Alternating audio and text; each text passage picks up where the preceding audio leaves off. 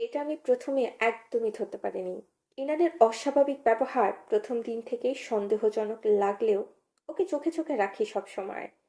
তাজবির দেয়ালে পিঠ ঠেকিয়ে বলতে লাগে, নির্বিকার গলা তার। বারান্দায় একা একা বসে কথা বলতো, কাপল ডান্স করতো, এমন ভাবে কথা বলতো যেন ওর সাথে জাহফিল আছে।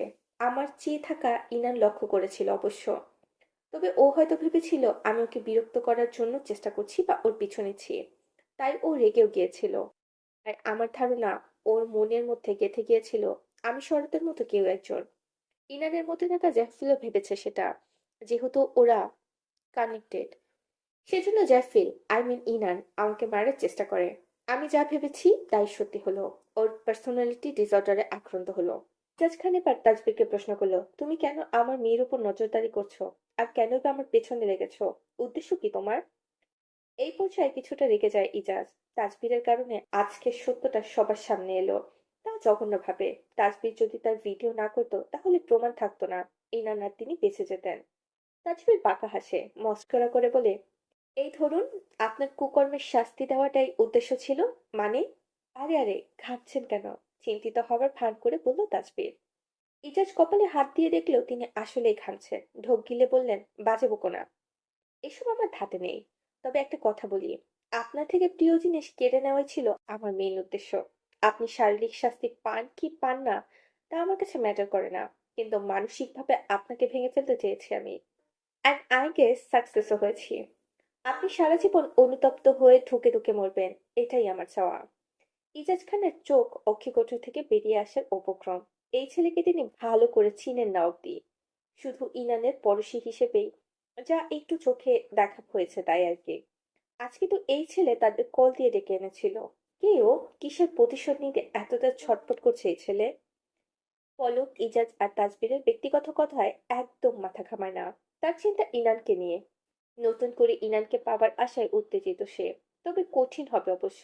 ইনানকে আগের রূপে ফিরিয়ে আনতে কত কংক্রিটের পথ অতিক্রম করতে হবে কে জানে সে কথা। তবে সব হাসি মুখে জয় করবে সে। শুধু ভালোবাসার মানুষটাকে নিজের করে পাওয়ার আশার। তবে জাহফিলের লাজ খুঁজে না পাওয়া অব্দি ভবিষ্যৎ আগাম কল্পনা করা যাবে না। কিন্তু কিন্তু পলকের মন বলছে জাহফিল নেই। একজন আহত মানুষের পক্ষে সম্ভব না বাদ দেওয়া নদীর তীরে ওঠা। আপনারা আপনাদের ব্যক্তিগত আক্রোশ ব্যক্তিগতভাবেই না হয় মিটিয়ে নিবেন। এখন নতুন বিষয়, সেটা হচ্ছে ইরানের সুস্থতা এবং জাহফিলের লাশ খুঁজে বের করা। কার লাশ? সকলে হতচকিত হয়ে রুমের দরজার দিকে তাকায়। দেখে ইনান শূন্য চোখে তাকিয়ে আছে। ধীরে ধীরে সে দরজা ধরে বসে পড়ল। ইজাজ বিস্ফোরিত চাহনিতে তাকায়। ইনান কি তবে তাদের বলা সব কথা শুনে ফেলেছে? তাজবীর নিরুদ্বেগ ভঙ্গিতে ইজাজের দিকে তাকায়। বুড়োর ভাবখানা এমন যেন ইনান সত্যি শুনে পাপ করে ফেলেছে। সে প্রথম থেকে দেখছিল ইনান রুমের দরজা হালকা ফাঁকা রেখে তাদের কথা শুনছে। তাও কিছু বলল না সে। দেখুন, সবটা জানুক। আজ না হয় কাল তো জানতেই হবে। বাবা, জাহফিল কোথায় বাবা? বিকারহীন কণ্ঠ ইনানের, তার গলা থেকে থেকে কাঁপছে। আসলে ইনান পাগলের মতো হাত পা ছোড়াছুড়ি করতে লাগলো ইনান। গলা ফাটিয়ে চিৎকার করে বলল, জাহফিল কোথায়? আমার জাহফিল কোথায়? পলক এগিয়ে যায়, নরম সুরে বলল, ইনান প্লিজ কথা শোনো। জাহফিল মারা যায়নি। উনি মারা যায়নি। আপনারা সবাই মিথ্যে বলছেন। উনি মারা গেলে এতদিন কে ছিল আমার সাথে? ওনার আত্মা? চেঁচিয়ে ওঠেন ইনান। আমরা কেউ বলতে পারছি না জাহফিল বেঁচে আছে নাকি বেঁচে আছে। উনি বেঁচে আছে। কানে গেছে আমার কথা? একদম বাজে কথা বলবেন না। উনি বেঁচে আছে, তার প্রমাণ আছে আমার কাছে। এই বলে ইনান পাগলের মতো আশ্রমে গিয়ে একটা বড় ক্যানভাস নিয়ে আসলো, যেটা পলকের মুখের সামনে ধরে গলা উঠিয়ে বলল, এই দেখুন, জাহফিল এঁকেছে এটা। কয়েকদিন আগেই এঁকেছে। উনি ছাড়া আর কি এখানে আর্ট করে? এই ছবিটা উনি না আঁকলে কি ওনার আত্মায় শিখে গেছে? সবাই দেখলো ক্যানভাসে ইনানের পোর্ট্রেট আঁকা। গালে হাত দিয়ে বসে আছে ইনান। তবে চিত্রটা আনাড়ি হাতে আঁকা। দেখে বোঝা যাচ্ছে জ্যাফিলের মতো পেশাদার কেউ নয়, বরং নতুন আঁকতে শেখা বাচ্চাদের মতো ছবি আঁকা। পলক দীর্ঘশ্বাস ফেলল। কল্পনায় জাহফিলের চরিত্রটা তথা ইনান নিজেই এঁকেছে ছবিটা। পলক ক্যানভাসে হাত দিয়ে সোফায় রাখলো।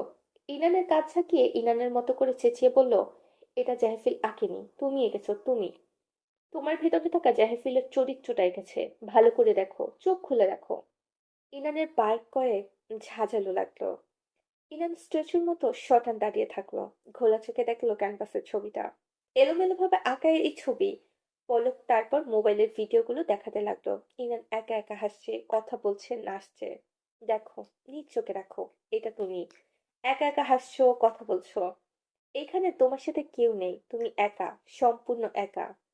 জাফিল বলে কেউ নেই, ছিল, তবে এখন নেই। বোঝা গেছে? তুমি জাফিলকে হারিয়ে ওর শোকে নিজেই জাফিল হয়ে গেছো। শুনছে তো সব কথা। পলকের কথাগুলো হাতুড়ির ন্যায় ইনানের হৃদয়ে ছড়ে ছড়ে আঘাত করলো, প্রত্যেকটা শব্দ, প্রত্যেকটা অক্ষর। জাহফিল নেই, জাহফিল নেই। সেই প্রাণহীন মুখ তুললো ধীরে ধীরে, বাবার দিকে চেয়ে বলল, আমি কি পাগল বাবা? ও বাবা, আমি আমি কি সত্যি পাগল? আমার জাহফিল। পলক ইনানের মাথায় হাত বুলিয়ে দিল। ভেঙে পড়ো না ইনান, তুমি বুঝতে পেরেছো তোমার মানসিক অবস্থা। এখন তুমি একমাত্র তোমাকে সাহায্য করতে পারবে এই অবস্থা থেকে বেরিয়ে আসতে। আমি প্রমিস করছি তোমাকে সুস্থ করে তুলবো। শুধু তুমি নিজেকে একটু সামলাও, নিজেকে আশ্বাস দাও তুমি সুস্থ হবে। পলকের কথা কানে গেল না ইনানের। সে হাঁটু ভেঙে বসে পড়ল, হাউমাউ করে কাঁদতে লাগলো, কান বাজ জড়িয়ে। যেন জাহফিলকে জড়িয়ে ধরে আছে সে। জাহফিলের ছোঁয়া, জাহফিলের মৃদু স্বর, জাহফিলের হাসি, জাহফিলের উপস্থিতি। তবে কি সবটাই ইনানের ভ্রম ছিল? জাহফিল ভেবে নিজের সাথে নিজের সংসার করে আসছিল। জাহফিল নেই ভাবনা মাথায় আসতেই ইনান ঠুকরে কেঁদে ওঠে। দুই হাতে চুল টানতে থাকে। আমার জাহফিল, আমার জাহফিল বলে জপতে জপতে কান্না শুরু করে দেয় গগন কাঁপিয়ে। জাহফিল আর নেই। তার জাহফিল আগের মতো ভালোবাসবে না, শাসন করবে না, যত্ন করবে না, ধমকাবে না, বুকে জড়িয়েও ধরবে না, বলবে না আমার বাটারফ্লাই। বাটারফ্লাই। চমকে ওঠে ইনান। শরীর শিহরিত হয় চেনা মানুষের আওয়াজে। কান্না থেমে যায়। মাথা উঁচিয়ে দেখলো তার সামনে মেঝেতে বসে সোফার মাথা ঠেকিয়ে আছে। ঘাড় কাত করে ইনানের দিকে তাকিয়ে আছে জাফিল। জাইফিলের ঘাড় সমান চুলগুলো দোল খাচ্ছে মৃদু বাতাসে। এই রাতের বেলাতেও যেন এক টুকরো মৃদু সোনালী আলো জাইফিলের মুখে লুটোপুটি খাচ্ছে। জাইফিলের পরনে সাদা শার্ট। নৈসর্গিক জাহফিলকে দেখে ইনান হামাগুড়ি দিয়ে এগিয়ে যায়। জাহফিলের কাছে এসে গালে হাত রাখে ইনান। সেই স্পর্শ, শক্ত চোয়াল, কঠিন গাল, নরম ঠোঁট। এই তো তার জাহফিল। তার জাহফিল তার সামনে। অথচ তারা বলে কিনা জাহফিল মারা গেছে। না না না, এসব বাজে কথা। ইনান বলবে না এসব কথা। ইনান নাকি পাগল? পাগল তো সবাই। চোখের সামনে জাহফিল বসে আছে, আর তারা জাহফিলকে নিয়ে বাজে ঢুকছে। আপনি এতক্ষণ কোথায় ছিলেন জাহফিল? এখানেই তো ছিলাম, তোমার পাশে, তোমার কাছে। তাই না? আপনি এখানেই ছিলেন, অথচ ওনারা কি বলছে শুনেছেন? সবাই পাগল জাহফিল, সবাই পাগল হয়ে গেছে। ওনারা কেউ আপনার ভালো চায় না, আমাদের ভালো চায় না। চলুন না দূরে কোথাও চলে যায়, যেখানে শুধু আপনি আর আমি থাকবো। রুমের ব্যক্তিবর্গ দেখলো ইনান একা একা ব্যক্তিত্ব বদল করে কথাবার্তা বলছে। ইজাজ মুখ চেপে কেঁদে ফেললেন। সব দোষ আমার, সব আমার। আমি নিজ হাতে মেয়েটাকে শেষ করলাম, মেয়েটার জীবন নষ্ট করলাম। কাউসার ইজাজকে ধরে সামলালো। এই মুহূর্তে কি বলে সান্ত্বনা দিবেন উনি? কোমরে হাত থেকে হতাশ চোখে চেয়ে থাকে ইজাজ খানের দিকে। ইজাজের সামনে এগিয়ে গিয়ে বলল, সবকিছুর একটা প্রমাণ থাকে ইজাজ স্যার। এখন সময় এসেছে ইনানের ব্যাপারটা ক্লোজ করার। আমি আমার সর্বোচ্চ চেষ্টা করব ইনানকে ভালো কোনো সাইকিয়াট্রিস্ট দেখিয়ে সুস্থ করার। ওকে আদালতে মেন্টালি অ্যাবনর্মাল প্রমাণ করলে ওর শাস্তি এড়ানো যাবে। কিন্তু আপনাকে? আমি সব শাস্তি মেনে নেবো আমার। শুধু আমার মেয়েটাকে একটু সেফ রাখো। ওকে একটু চোখে চোখে রাখো। ওর যাতে কোনো শাস্তি না হয়। আমি শুধু এটাই চাই। জেলের মুখ যাতে ওকে দেখতে না হয়। দয়া করো পলক, দয়া করো। পলকের হাত জড়িয়ে কাঁদতে লাগলো ইজাজ। তিনি সব শাস্তি মেনে নিতে রাজি আছেন। দরকার হলে তার জীবনের বিনিময়ে ইনানকে বাঁচাতে রাজি আছেন। ইরান একটু সুস্থ, সুখে শান্তিতে থাকুক, সেটাই তার চাওয়া। কাউসার পলকের কাছে এসে মিনতি করলেন। পলক, ব্যাপারটা থামাচাপা দেওয়া যায় না? আমি জানি এটা অন্যায়, কিন্তু আপনারা বাদে কেউ যেহেতু জানে না, তাহলে একটু দেখো না তুমি। ইজাজ ভালো থাকবে না জেলে। এমনিতেই ওর শরীরের অবস্থা ভালো নেই। মেয়ের চিন্তায় আরো খারাপ হয়ে গেছে। একটু ম্যানেজ করো না। করতে পারতাম, কিন্তু শরতের বাবা তো বসে নেই। ওনার ছেলের মৃত্যু উনি এত সহজে মেনে নেবেন না। উনি ঠিকই খতিয়ে দেখবেন। তাজবীর মাঝখান থেকে উঠে বলল, সেটার ব্যাপারটা ধামাচাপা দেওয়া যাবে না, অসম্ভব হয়ে যাবে। তাজবীর মোবাইলে আর একটা ভিডিও অন করলো। সেখানে দেখা যাচ্ছে শরৎ কয়েকবার ইনানের বাড়িতে এসে ঘুরঘুর করছে, আর তার সাথে গাড়িতে ছিল তার বোন রুহি। দুজনকে একসাথে ইনানের বাড়ির কাছে হাঁটাচলা করতে দেখা যাচ্ছে। শরৎকে আজকারা দিয়েছে ওর বোন। ওরা দুজন বেশ কয়েকবার এসেছিল ইনানের বাড়ির মতিগতি দেখার জন্য। ওর বোনকে যদি চেপে ধরেন আর শরতের মৃত্যুর জন্য ওকে ব্লেম করেন, দেখবেন ব্যাপারটা দুদিনেই খালাস হয়ে যাবে। রুহি তো মডেল, ওর মডেলিং লাইফে কোনো কলঙ্ক চাইবে না নিশ্চয়ই। পলকের একদম মাথায় ছিল না ব্যাপারটা। রুহি যে ইনানকে দেখতে পারতো না সেটা আগে থেকে জানতো। তার কারণ ছিল পলক ইনানকে ভালোবাসে, রুহি সহ্য হতো না। মনের কেউ ইনানকে ভালো নজরে দেখতো না, সুতরাং সে রুহিকে একটা বারো সন্দেহ করলো না কেন। রুহিকে কবজা করা তার হাতের খেলা। রুহি তো এই ভিডিও পাঠিয়ে কয়েকবার থ্রেড দিলে রুহি নিজেই তার বাবাকে শরতের ব্যাপারটা বন্ধ করে দিতে বলবে। এর জন্য সে তার মৃত ভাইয়ের কুকীর্তি সব বলে দিলেও বাবাকে সরিয়ে নিতে পারে। রুহি নিজের ক্যারিয়ারের জন্য সব করতে পারে। পাবলিক ইমেজ তার কাছে তার ফ্যামিলির চেয়েও বড়। আর শরতের ব্যাপারটা নিয়ে 1-2 মাস হাউকাউ চলার পর এমনিতেই চুপ হয়ে যাবে। এমনই তো হয়। তাহলে আর কি, ইনানকে সুস্থ করার সব ব্যবস্থা আমি করছি।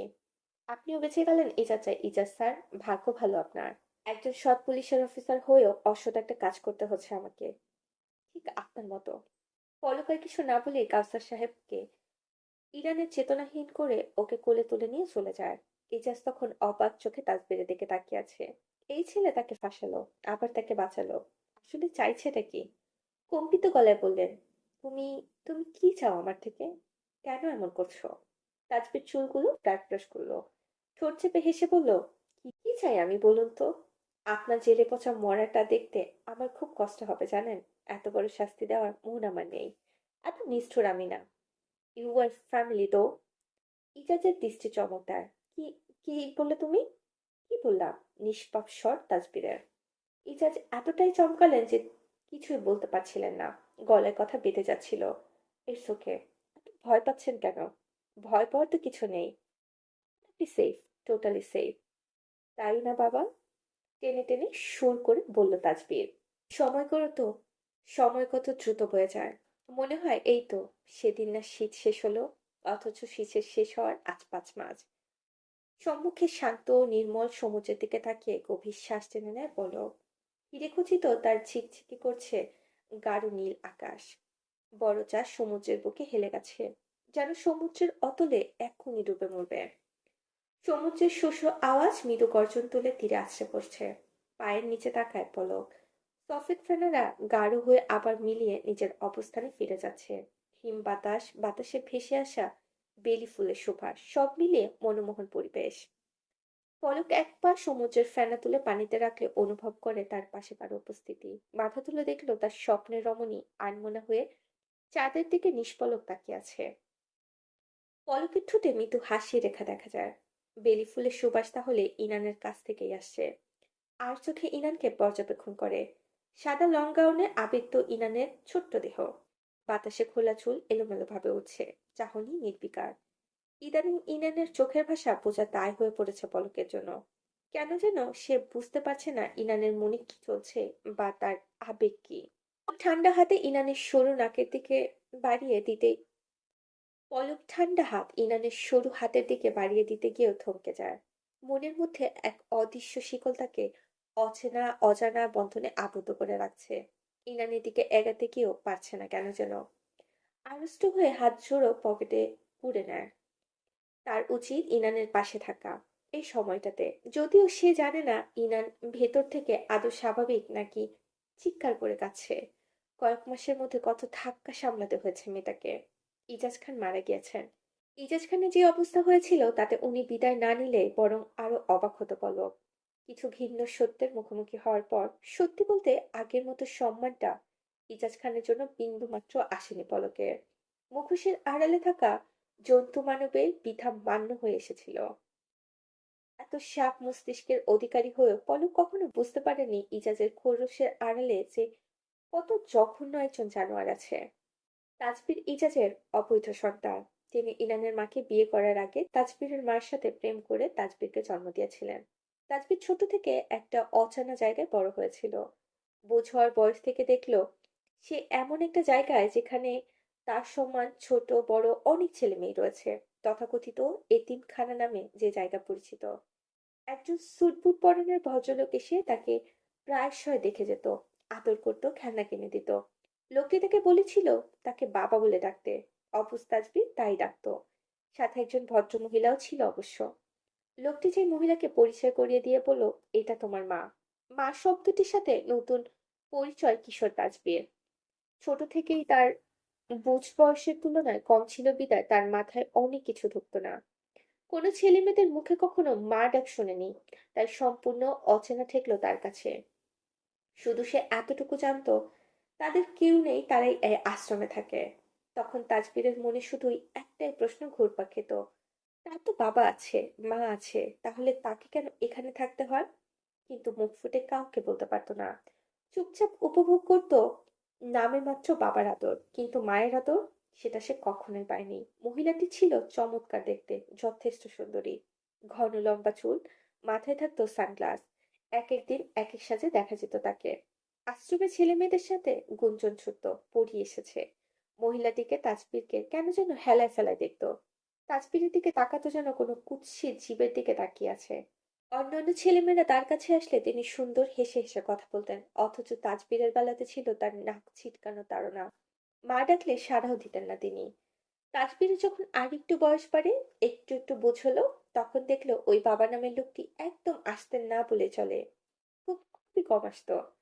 দারোয়ান কাকাকে দিয়ে, স্যারদের মোবাইল দিয়ে কত শত চেষ্টা করতো সে বাবাকে কল দেওয়ার। শুধু ওপাশ থেকে শোনা যেত, আপনি যে নাম্বারে কল করেছেন তা এই মুহূর্তে ব্যস্ত আছে, কিছুক্ষণ পর আবার কল করুন। কিন্তু কিছুক্ষণ পর কল দিলেও একই কথা বারবার শোনা যেত। কেমন যেন কাটছিল বাবার খোঁজ ছাড়া, সেটা শুধুমাত্র তাজবিরি ভালো জানে। প্রতিদিন গেটের দিকে তাকিয়ে থাকতো, এই বুঝি তার বাবা কালো গাড়ি নিয়ে তাকে দেখতে আসবে। কিন্তু আসতো না।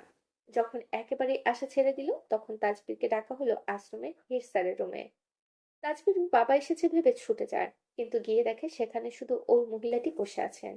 তার পরনে ঝলমলে থ্রি পিস আর চুলে আটকানো বড় সানগ্লাস, চেহারায় ছিল মেকআপের আস্তর। তখনই তাজবীর একটা বাচ্চা মেয়ের খিলখিল হাসার শব্দ শুনতে পায়। দেখে মহিলাটির চেয়ারের পেছন থেকে একটা ছোট্ট মেয়ে খেলনা তোতা পাখি হাতে বেরিয়ে আসছে। মেয়েটি দেখতে অসম্ভব সুন্দর, যেন পুতুল। গালগুলো ফুলো ফুলো, গোলাপি ঠোঁট, দুপাশে ঝুঁটি পাতা। তাজবীরের ইচ্ছে করলো গাল টেনে ছিঁড়ে ফেলতে। মেয়েটা দেখতে একদম মহিলাটির মতো, বড় বড় চোখে তাজবীরের দিকে তাকিয়ে আছে। তাজবীর জানতো না তার যে এত কিউট ছোট্ট একটা বোন আছে। মা। মুখ থেকে শব্দটি নিঃসৃত হতে না হতেই সপাটে চড় পড়ল তাজবীরের গালে। একদম মা ডাকবেন আমাকে, বেয়াদব বেজন্মা। চড়ের তোড়ে তাজবীরের ঘাড় সামান্য হেলে গেল। আকস্মিক চড় খেয়ে স্তব্ধ হয়ে গেল তাজবীর, বুঝতে পারলো না তার কি অপরাধ ছিল। ছোট মেয়েটা অবাক চোখে চেয়ে বলল, তুমি কি আমার ভাইয়া? মহিলাটি থমকে উঠলেন সঙ্গে সঙ্গে। এই নামটা তাজবীরের স্মৃতির পাথায় অস্পষ্ট, কারণ তখন সে তার করা অপরাধ খুঁজতে ব্যস্ত ছিল। যাও, বাইরে যাও, কড়া স্বরে আদেশ করলেন মেয়েটাকে। মেয়েটা মুখ ফুলিয়ে চলে গেল বাইরে। মহিলাটি তখন তার ভাঁজ করে তাজবীরের সামনে দাঁড়ালো। শুনো ছেলে, এতদিন ইজাজের সামনে থাকায় তোমাকে কিছু বলতে পারিনি, কিন্তু এখন সময় এসেছে তাই বলছি। বড় হয়েছো, মাথায় ঢুকিয়ে নাও। তোমার বাবা মা কেউ নেই, ইজাজ তোমাকে রাস্তায় কুড়িয়ে পেরেছিল, সেই অজুহাতে তোমাকে এসে দেখে যায়, বুঝলে? সারাদিন কল করা বন্ধ করো, ইজাজ এতে বিরক্ত হয়, সাথে আমিও। একটু আদর করে দেখে একদম মাথা চড়ে গেছো দেখছি, অসভ্য ছেলে। অনেক কথা শুনিয়েছিল মহিলা। তাজবীর খালি মাথা নিচু করে হজম করেছিল সবটা। তার কানে পাচ্ছিল তোমার বাবা মা কেউ নেই। তারপর থেকে তাজবীর কেন যেন হয়ে গেল ছটফুটে দুরন্ত ছেলে, চুপচাপ থাকতো। ইজাজ তাকে করুণা করেছে এতদিন, ব্যাপারটা মেনে নিতে কষ্ট হতো অনেক।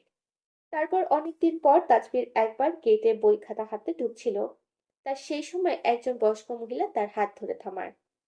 ভড়কে যায় তাজবীর, কারণ এই মহিলাকে গত কয়েকদিন গেটের কাছে ঘুরঘুর করতে দেখেছিল সে। আর তাকিয়ে থাকতো তাজবীরের দিকে অস্বাভাবিক দৃষ্টিতে। কে পাগলনি মনে করে এড়িয়ে যেত, কিন্তু আজ হঠাৎ শৈশব পাগলির খপ্পরে পড়ে গেল, ভয় পেয়ে গেল সে। মহিলার এক হাত নেই, জামা কাপড় নোংরা, চুলে জট পেকে আছে। মহিলা তাজবীরকে টেনে নিয়ে যায় এক সাইডে। তাজবীরের গাল চুল এলোমেলো হাতে ছুঁয়ে দিতে থাকে। তার মুখে তৃপ্তির হাসি। আব্বা রে, আব্বা। প্রথমবার জীবনে প্রথমবার কারো মুখে এত স্নেহের ডাক শুনল তাজবীর। কেমন আছিস আব্বা? কি করিস তুই? কোথায় ছিলি এতদিন? তাজবীর বুঝতে পারে না মহিলার বলা কথার মানে, কিন্তু সে তো এতটা স্নেহের তাকে মজে গিয়েছিল যে হঠাৎ করে ইচ্ছে করছিল মহিলাটাকে জড়িয়ে ধরে কান্না করতে। ইজাজ তোর কিছু করেনি তো?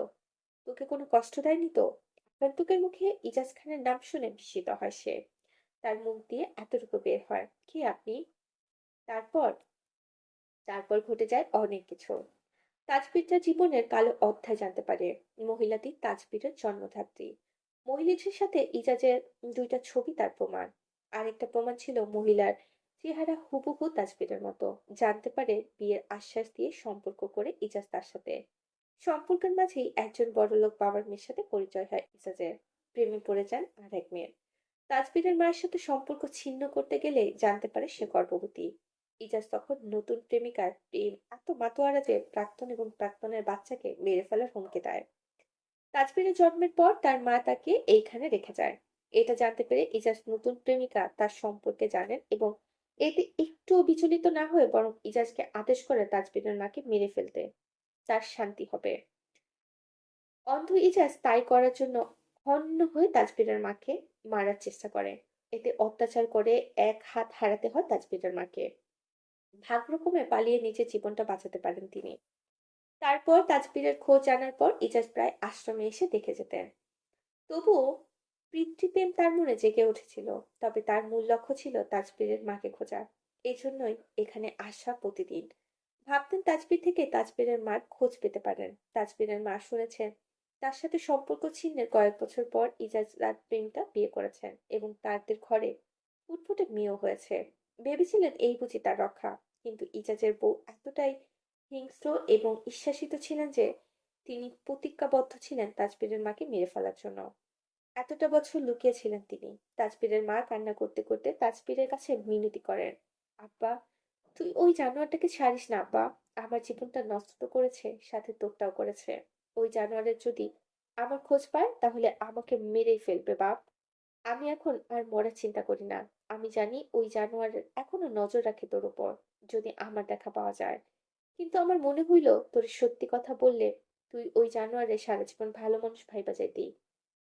তাই আমি জীবন বাজি রাইখা আসছি তোরে বলতে, তুই অবরে ছাড়িস না। আমার যে কষ্ট দিচ্ছে ওই কষ্টটা তুই ফিরিয়ে দিস। তার পরদিন তাজবীর তার মাকে দেখতে পায় তাদের পাশের নদীতে ভাসমান অবস্থায়, গলায় দড়ির ছাপ। মানুষ ভাবে পাগলিনী নিজে আত্মহত্যা করেছে, কিন্তু তাজবীর জানে এই অবস্থা কে করতে পারে। তারপর থেকে তাজবীরের মন আক্রোশে ফুঁসতে থাকে। বাবার জন্য জমে থাকা এক বিন্দু ভালোবাসা ঘৃণায় পরিণত হয়। আশ্রম থেকে ছাড়া পাওয়ার পর ইজাজের ঠিকানায় গেলেও তাদের দেখা পায় না। শুধু জানে অন্যত্র চলে গেছে তারা, নাম্বারও বদলে ফেলেছে। ব্যাস, পলক এতটুকু জানে। তাজবীর এতটুকু বলেছিল। ইজাজ খানের খোঁজ পাওয়ার পরও তাজবীরকে কিচ্ছু করতে হয়নি, কারণ ততদিনে ইনান মেন্টাল ডিসঅর্ডারে আক্রান্ত ছিল। এটাই ইজাজের শাস্তি দেওয়ার জন্য যথেষ্ট ছিল। ইনানকে তাজবীর বলেই দিয়েছিল সবটা, প্রমাণ সহ। ইনান ভেঙে পড়ে বাবাকে দূরে ঠেলে দেয়। চোখের সামনে আসতে বারণ করে দেয় ইজাজকে। বাবার এবং মৃত মায়ের করা অপরাধে মনে দাগ কাটে গভীরভাবে। মাকে এতটা নিষ্পাপ ভেবেছিল, কতটা ভালোবেসেছিল। তার মা তাকে কত আদর করত। কখনো মনেই হয়নি তার মন যে এতটা কালো। হয়তো সেই পাপের শাস্তি ছিল তার অকাল মৃত্যু। আদরের মেয়ের অবহেলা সইতে না পেরে ধীরে ধীরে স্মিথ হয়ে যান ইজাজ। সম্পূর্ণভাবে ভেঙে পড়েন তিনি। ইনানের কাছে ক্ষমাও চান, কিন্তু মেয়ের মন গলে না। এত বড় একটা অপরাধের পর তাকে মেনে নেওয়া আসলে সহজ না। 2টা মাসে পাগলের মতো হয়ে যায় ইজাজ। হাত পা নাড়াতে পারতেন না ঠিক মতো, কথা বলতে পারতেন না। হসপিটালাইজ করার পর অবস্থা আরো অবনতি ছাড়া কিছুই হচ্ছিল না। নিজের করা পাপকর্মের জন্য সারা জীবন আফসোস করেন। একা একা পাগলের মতো কান্না করতে থাকেন। এরপর একদিন হুট করে স্ট্রোক করে বিদায় নেন। ইজাজের মৃত্যুর সময় তাজবীর এবং দুজনে গিয়েছিল। তাজবীরের ঠোঁটে ছিল প্রতিশোধের নিভে যাওয়া তৃপ্তির হাসি, আর ইনানের মুখে ছিল কঠোর। শুধু তার চোখ বেয়ে অঝরের নোনা পানির ধারা বয়ে পড়েছিল। তারপর সবাই সবার রাস্তায়। পলক ইনানকে সুস্থ করার জন্য যা লাগে সব করে। ভালো সাইকিয়াট্রিস্ট শরণাপন্ন হন। এরপর তাজবীর মাঝে মাঝে এসে ইনানকে দেখে যেত। তাজবীর ইনানের খরচ বহন করতে চাইলে পলক বাধা দেয়। কিন্তু তাজবীরের কথা, সে একজন ভাই হিসেবে ইনানের জন্য কিছু করতে পারেনি। তাই অন্তত এতটুকু করে তার ভ্রাতৃত্বর মান রাখতে চায়। পলক তা শুনে বারণ করেনি। যখন ইনানের মাঝে জাহেফেল চলে আসতো তখন তাকে চেয়ারে বেঁধে রাখতে হতো। জাহেফেল তখন পলককে আজে বাজে ভাষায় গালি দিত ইনানের কাছে আসার জন্য। তখন সেগুলো পলক রেকর্ড করে ইনান স্বাভাবিক অবস্থায় আসলে তাকে দেখাতো। জাহফিলের পার্সোনালিটি যখন চলে আসতো তখন কাউসার এবং আরো 2-3 জন সাইকিয়াট্রিস্ট খুব শান্তভাবে জাহফিলের সাথে কথা বলে বলে তার ভাব জমাতো, এবং যখন সে শান্ত হয়ে যেত তখন তারা ইনানের অবস্থা, শারীরিক এবং মানসিক অবস্থা দুটোই করুণভাবে জাহেফিলের কাছে বলতেন। এভাবে চললে ইনান সত্যি মেন্টাল হসপিটালে ভর্তি করানো হবে। এভাবে চলতে থাকলে ইনানকে সত্যি সত্যি মেন্টাল হসপিটালে ভর্তি করাতে হবে। আর এতে ইনান আরো অ্যাবনর্মাল হয়ে কখন না কখন সুইসাইড করে ফেলে। জাহফিল ইনানের ব্যাপারে প্রচুর কনসার্ন। সেটাকে কাজে লাগিয়ে কাউন্সিলররা জাহফিলকে বোঝাতো সে যদি তার হঠাৎ চলে আসাটা কমিয়ে দেয় এবং তার অ্যাগ্রেসিভনেস দূর করে তবে ইনান সুস্থ হওয়ার সম্ভাবনা আছে।